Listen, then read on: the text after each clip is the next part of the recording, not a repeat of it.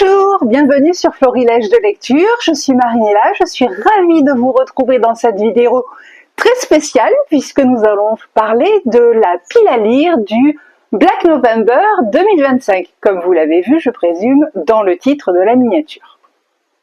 J'espère que vous allez tous bien. Je suis ravie de vous retrouver pour cette vidéo parce que c'est une vidéo, c'est un challenge, le Black November, que j'adore faire tous les ans, même si je suis pas une grande fan de thriller. J'aime bien, à cette période de l'année, suivre le challenge de Séverine de Il est bien ce livre, parce que j'adore sa façon de présenter les choses et sa convivialité. Donc c'est vrai que ce challenge, pour moi, est un petit peu mon challenge favori de l'année. Ouais, ils le sont tous parce que ce soit le Pumpkin Autumn Challenge ou le Cold Winter Challenge, j'aime bien aussi. Bon bref, trêve de pérégrination, on va rentrer dans le vif du sujet si vous le voulez bien. J'ai pris mes petites notes puisqu'elle nous a donné, Séverine, ces dernières semaines, les indications et tous les menus pour ce challenge. Et je vais vous présenter ma pile à lire. Alors, techniquement, si vous voulez beaucoup d'idées pour le Black November, c'est peut-être pas chez moi qu'il faut venir. Moi, j'ai vraiment fait une pile à lire réaliste parce que j'ai envie de m'éclater dans ce challenge. J'ai envie de le réaliser et de kiffer ma lecture. Voilà, tout simplement. Bon, allez, trêve de plaisanterie, on est parti. Alors, dans le Black November Challenge, on a une consigne par semaine. Voilà. Sachant que Séverine nous a prévu 5 consignes précises, même si dans un mois il n'y a que 4 semaines, mais on va dire qu'elle s'est arrangée. La première consigne va ah oui, j'en oublie le début de l'histoire, c'est que ça se passe quand le Black November Challenge, vous allez me dire? Eh ben ça se passe du 30 octobre, 30-31 octobre au 30 novembre. Voilà, c'est tout le mois de novembre, ok? Donc, notre première consigne qui va du 31 octobre au 2 novembre. La consigne est la suivante, lire un roman flippant, angoissant. Bon, déjà, c'est pas trop le genre de truc que j'aime lire. Mais moi, j'ai trouvé un titre, justement, qui me convient parfaitement là-dedans, puisque j'ai envie de lire le Jonathan Werber, là où les esprits ne dorment jamais. Voilà, je ne sais pas si vous le voyez bien à l'écran, voilà. C'est l'un des premiers romans de Jonathan Werber, il me semble. Enfin, moi, j'ai envie de le découvrir. Alors, pourquoi un roman flippant angoissant? Déjà, ça parle d'esprit, donc de spiritisme. Je vous lis la 4e de couverture, pour comprendre pourquoi c'est flippant, angoissant. Alors, je n'ai pas commencé, hein, c'est juste que j'ai mis mon marque-page au tout début. Voilà, comme ça, il est prêt à démarrer, nickel chrome. Donc, peut-on parler aux esprits? New York, 1888. Jenny Marton est une jeune prestidigitatrice de rue qui vit avec sa mère, son lapin et sa colombe. Elle est engagée par Robert Pinkerton, de la fameuse agence de détectives privés du même nom, pour enquêter sur le phénomène des sœurs Fox. Ces 3 femmes sont à l'origine du mouvement Spirit, qui a révolutionné la société américaine, puis européenne, à partir des années 1850, en y amenant la communication avec les défunts. L'experte en illusionnisme se trouve entraînée dans une aventure pleine de surprises qui déterminera le futur du mouvement et qui l'aidera enfin à résoudre les mystères de son passé. La magicienne arrivera-t-elle à élucider le secret le mieux gardé du siècle? Et alors, le Parisien, on a l'avis du Parisien, c'est pour un coup d'essai, c'est un coup de maître, suspense à haute volée, thriller habile, atmosphère généreusement servie, Werber Junior a tout pour se faire un prénom. Oui, parce que c'est le fils de Bernard. Eh ben oui. Soit dit en passant, ça c'est le premier volume de la saga.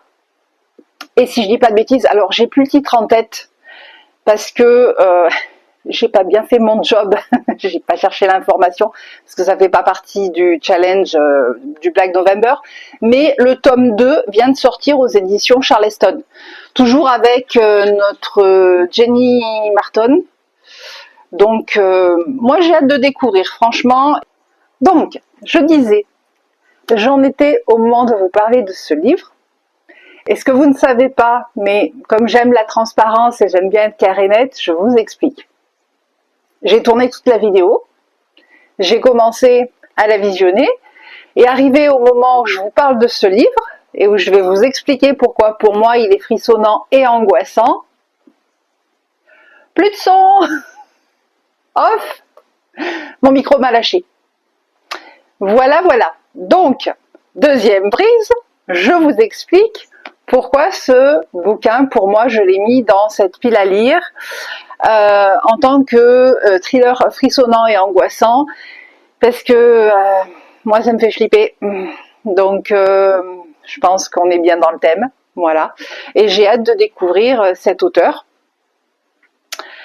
Alors, donc ça, c'est le bouquin pour la première semaine de consigne du Black November et j'ai laissé mes fiches là-bas sur la table.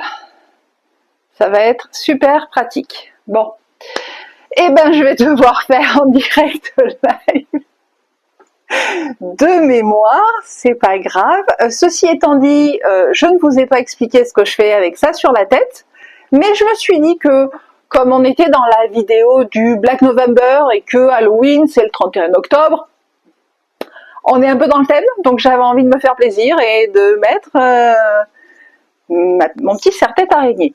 Voilà, ceci étant fait, on peut continuer. Donc, j'ai l'essentiel, j'ai la pile de lire, tout va bien. Ensuite, pour la deuxième semaine du Black November, si je ne m'abuse, ça va du 3 novembre, alors 3, 4, 5, 6, 7, 8, jusqu'au 9 novembre, où là il s'agissait de, enfin il s'agit, d'après les consignes de Séverine, de lire un thriller avec le mot enfant dans le titre ou qu'il y a un enfant sur la couverture. Moi j'ai choisi Le 5e règne de Maxime Chatham, qui est mon auteur préféré. On est d'accord, c'est un enfant, hein, ça va le faire. Donc pour ceux qui ne connaîtraient pas, je vous lis la 4e de couve. Le 5e règne, ils auraient dû se méfier, respecter le couvre-feu, instauré depuis le meurtre du jeune Tommy Lee Harper. Reposer ce vieux grimoire poussiéreux tant qu'il en était encore temps. Et surtout, ne pas en tourner les pages.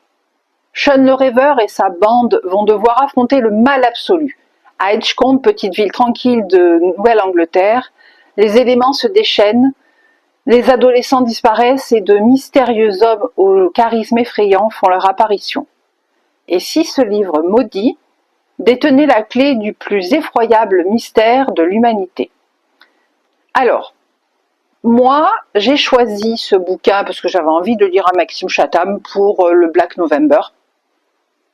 Et puis, après coup, en ayant fait toute ma pile à lire et toutes les consignes du Black November, je me suis rendu compte, mais je vous expliquerai ça plus tard dans la vidéo, qu'en fait, il rentrait aussi dans une autre catégorie, dans une autre consigne du Black November. Alors, j'aimerais bien avoir vos commentaires, tiens, enfin, vous aviez en commentaire, savoir si vous les avez lus, si vous les avez mis dans votre pile à lire du Black November. Dites-moi un peu ce que vous en pensez.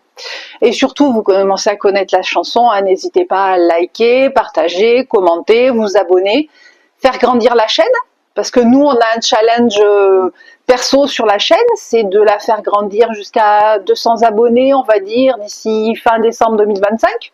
On peut y arriver, vous et moi, enfin surtout vous, parce que moi sans vous, je peux pas. Parce qu'on est quand même à 135 abonnés actuellement, donc donnez-moi un petit coup de main et puis on peut dépasser ce challenge. Voilà.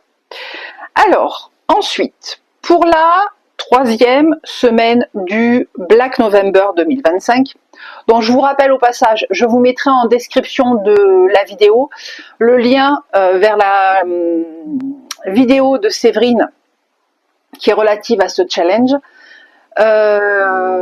et puis toute la liste de Mapal qui sont des liens affiliés qui permettent de faire grandir la chaîne. Pour vous, ça change rien, vous pouvez aller cliquer, acheter le livre sur la Fnac via mon lien, ça vous coûte pas plus cher et puis ça fait des petits centimes accumulés, un petit pourcentage pour permettre de faire grandir la chaîne. Voilà, c'est ce qu'on appelle un lien affilié.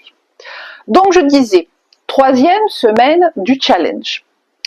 Donc là, de mémoire, on va se situer du...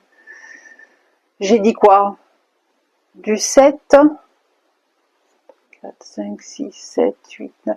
Du 10 au 16 novembre à peu près, où là il s'agit de lire un auteur non européen. Alors non européen, moi sur le coup, bon, j'ai pas une grosse pile à lire, enfin j'ai pas dans ma bibliothèque une quantité énorme de thrillers ou de policiers parce que c'est pas mon genre de prédilection que je lis.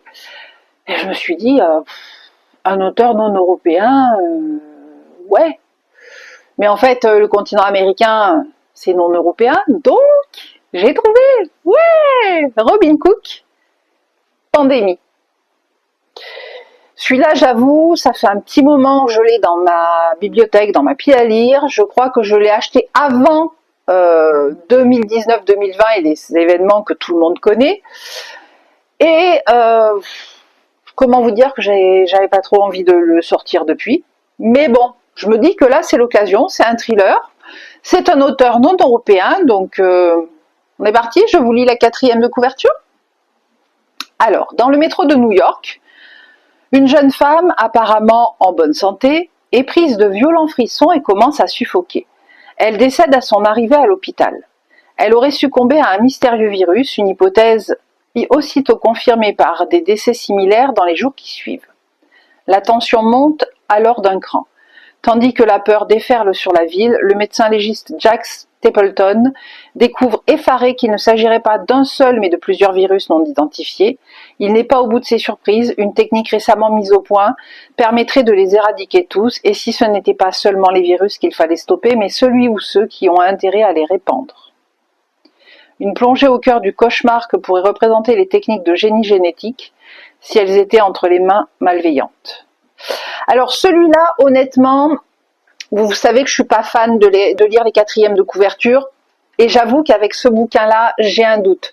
Je me dis, est-ce que la 4e de couverture est pas trop spoilante? Est-ce qu'elle en dit pas trop? Faudra voir au débrief du bilan du Black November, parce que j'avoue que je suis pas convaincue sur le fait que ça en dit pas trop, quoi. On verra. Après, c'est quand même un beau bébé de 600 et quelques pages. Donc, ouais, pourquoi pas. Je suis curieuse de découvrir. Et vous avez déjà lu cet auteur? Ça vous parle? Ça vous intrigue? Vous avez envie de le lire aussi avec moi? Dites-moi en commentaire. J'attends vos avis. Donc, on a déjà les 3 premières semaines du challenge. La 4e semaine du Black November Challenge, il s'agissait de mémoire, vu que mes notes sont hélas là-bas au fond, de lire un livre, un thriller primé ou avec une très grande notoriété. Alors là, moi, je me suis dit, primé, bon, je suis pas sûre qu'il soit primé, mais avec une grande notoriété, un Stephen King, je me suis dit que ça fait l'affaire et j'ai choisi Salem. Voilà, je me suis dit, pourquoi pas, c'est l'occasion. Alors, je vais pas vous lire quand même la 4e de couve, parce que je pense que Salem, c'est un classique du King, donc peut-être pas besoin de revenir dessus. Contrairement à ce qu'on pense, il ne parle pas des sorcières de Salem. Non, non, non, non, non. Je vous le dis ce que le maître, enfin le boss en chef nous dit, puisque c'est une citation de Stephen King himself. Salem est l'un des meilleurs romans, l'un des plus effrayants aussi, alors éteignez la télévision et parlons vampires dans la pénombre. Je pense pouvoir vous faire croire en leur existence. Et c'est signé Stephen King. Alors, pour planter le décor, ça se situe dans le Maine en 1970. Oui, honnêtement, je crois que Stephen King a écrit la plupart de ses romans qui se situent dans le Maine, donc c'est pas une grande nouveauté. Mais alors, est-ce que j'arriverai à bout de ce volume-là pendant le Black November? Parce que moi, je lis pas à une vitesse de dingue. Parce que c'est quand même un beau bébé de plus de 800 pages. Si l'histoire est prenante, moi je dis pourquoi pas, hein, à tester. Et vous, qu'est-ce que vous en pensez? Vous allez lire un King pendant le Black November? Dites-moi en commentaire, je suis curieuse de savoir parce que je pense que c'est quand même l'un des auteurs chouchous à lire pendant cette période particulière. Alors, ensuite, il fallait terminer, puisque Séverine nous a prévu ça dans le Black November Challenge, elle a prévu que, en fait, la dernière semaine du challenge, on lirait plus quelque chose de plus soft, puisqu'on allait doucement se diriger vers les fêtes de fin d'année, donc vers la période de Noël. Donc, la dernière consigne du challenge, c'est de lire un cozy mystery ou un thriller domestique ou bien un livre jeunesse. Moi, dans cet ordre d'idées-là, j'ai choisi la queen, pour moi, hein, à mon sens, du cozy mystery. Je veux bien sûr parler de Jessica Fletcher. Oui, parce que je suis une inconditionnelle de la série Arabesque. Je les ai regardées, je crois, des dizaines et des dizaines de fois. Je connais la plupart des épisodes par cœur. Il y a beaucoup d'habitants de Cabot Cove, malheureusement, qui trépassent, hein, faut bien dire les choses. Mais voilà, donc je sais qu'il y a 3 romans de Jessica Fletcher qui sont sortis. J'ai lu le premier, j'ai le 3e dans ma palle, et je me suis dit que pour le Black November, j'allais sortir celui-ci. Il s'agit de Mortel Mariage de Jessica Fletcher, la queen du cozy mystery herself, pardon. Alors, je vous lis la 4e de couvre pour savoir de quoi il retourne. Un peu de calme dans un monde bien compliqué. Jessica Fletcher, la célèbre auteure de romans policiers, pensait pouvoir profiter d'un séjour paisible dans un hôtel de luxe. C'est raté. Car l'établissement est envahi le temps d'un week-end par une douzaine de personnes réunies pour fêter un mariage. Ah, pour une fois, c'est pas un meurtre. Ça change. Les familles des mariés ne peuvent pas se voir en peinture.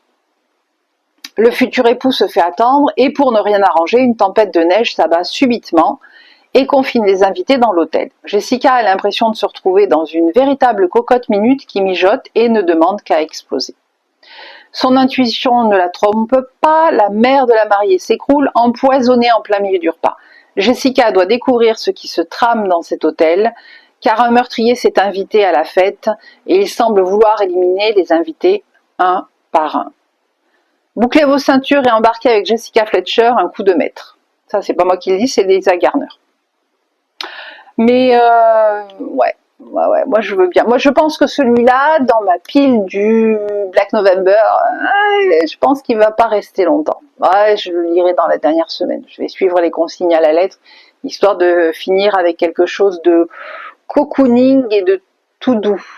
Oui, parce que moi, une enquête de Jessica Fletcher et d'Arabesque, c'est un truc doux par rapport à tout ce monde de brut, on va dire. Voilà. J'en ai fini avec cette pile à lire du Black November qui, vous pouvez le voir, est assez courte, mais j'ai préféré miser sur quelque chose que j'étais capable de faire parce que pour moi, j'ai envie de réaliser ce challenge, j'ai envie de me faire plaisir parce que pour moi, c'est un moment agréable et de convivialité. Donc, j'ai mis une pile à lire réaliste au vu de ma façon de lire et de ma façon d'aborder les thrillers et les policiers. Voilà. Dites-moi en commentaire, vous, ce que vous avez prévu, s'il y a des livres dans ma pile à lire qui vous tentent, s'il y en a certains que vous avez déjà lus. Dites-moi, j'attends vos commentaires, n'hésitez pas à échanger, ce sera avec grand plaisir. D'autre part, dans l'optique du Black November et de Halloween, si ça vous tente, je vous propose de me rejoindre en live sur ma chaîne Twitch le vendredi 31 octobre. Oui, je me dis bien le vendredi 31 octobre. Alors, de 21h à 23h, pour lire du Edgar Allan Poe dans le cadre de Halloween. C'est la nouvelle sur la maison Usher. Je ne sais plus exactement le titre, mais voilà. Donc, vendredi 31 octobre, de 21h à 23h, je serai en direct live sur Twitch pour un live spécial Halloween avec une nouvelle de Edgar Allan Poe. Donc, n'hésitez pas à me rejoindre là-bas, si le cœur vous en dit. D'autre part, je vous rappelle, alors je vous mets tous les liens de la chaîne Twitch en barre de description. Je vous rappelle à toutes fins utiles que tous les dimanches, je fais un live papotage et read with me sur ma chaîne Twitch de 14h à 16h. Ça, c'est tous les dimanches. C'est un indécrottable, si je puis dire ça comme ça.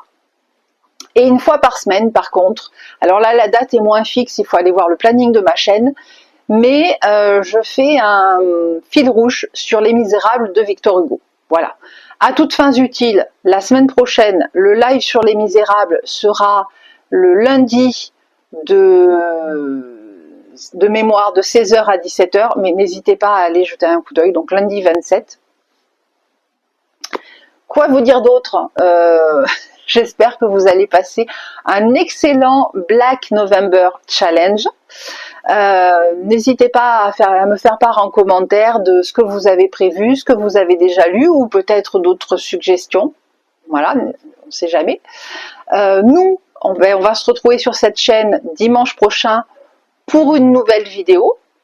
D'ici là, je vous souhaite de très très bonnes lectures, en espérant, en croisant les doigts, que cette fois-ci, le son de ma vidéo est parfaitement audible. Donc, de belles lectures à vous toutes et à vous tous. Je vous dis à dimanche prochain pour une prochaine vidéo. Ciao!